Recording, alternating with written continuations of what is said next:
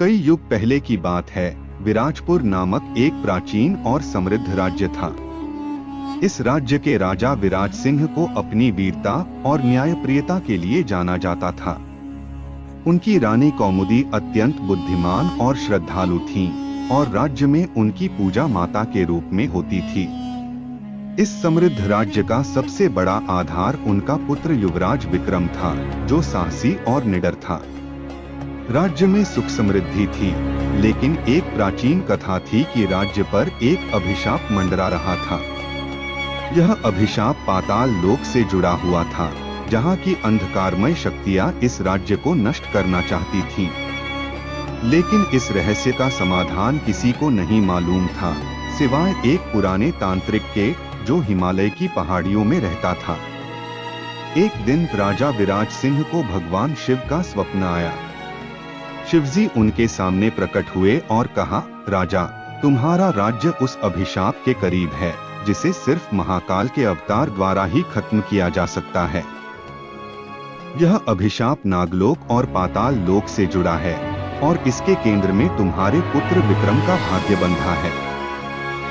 लेकिन याद रखो, यह यात्रा आसान नहीं होगी। तुम्हें अज्ञात खतरों, तंत्र मंत्र और पाताल की शक्तियों से लड़ना होगा। भगवान शिव के स्वप्न के बाद राजा और रानी चिंतित हो गए।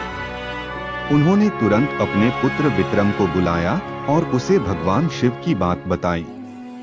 युवराज विक्रम ने अपने पिता से कहा, पिता, मैं इस चुनौती को स्वीकार करता हूँ। यदि यह मेरे भाग्य में लिखा है, तो मैं इस राज्य और इसके लोगों को बचाने के लिए हर कठिनाई का सामना करूंगा। विक्रम की यात्रा की शुरुआत नागलोक से हुई, जहां उसे नागिनी सुरसा की मदद से पाताल लोक के रहस्यों को समझना था। नागलोक का रहस्य उस प्राचीन नागमणि में छिपा था, जो हजारों सालों से पाताल लोक के देवता विरूपाक्ष के कब्जे में थी।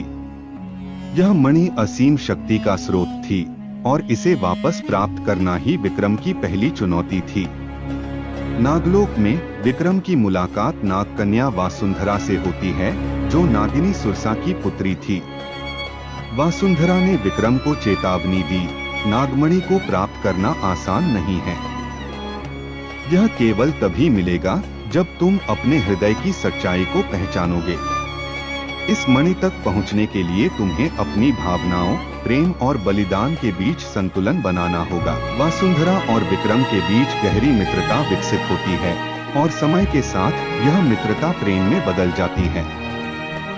परंतु दोनों जानते थे कि उनका प्रेम एक अभिशाप था, जो उन्हें अलग कर सकता था। नागलोक से आगे बढ़ते हुए विक्रम पाताल लोक की ओर यात्रा करता है। पाताल लोक एक अंधकारमय और भयावह जगह थी, जहां तांत्रिक कालचक्र का साम्राज्य था। कालचक्र एक शक्तिशाली तांत्रिक था, जो पाताल लोक की असीम शक्तियों को नियंत्रित करता था। उसकी योजना थी कि नागमणि को हासिल कर वह सभी तीनों लोकों पर राज करे, नागलोक, पृथ्वीलोक और स्वर्गलोक। पाताल लोक में विक्रम का सामना अजीब और डरावनी ताकतों से होता है। राक्षसों और अंधकारमय प्राणियों के बीच विक्रम को अपनी बुद्धिमानी और साहस से रास्ता बनाना पड़ता है।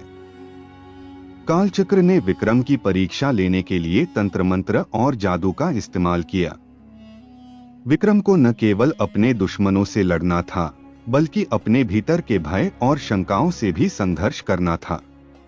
पाताल लोक की गहरी गुफाओं में एक समय ऐसा आता है जब विक्रम की सारी शक्तियां कमजोर पड़ने लगती हैं।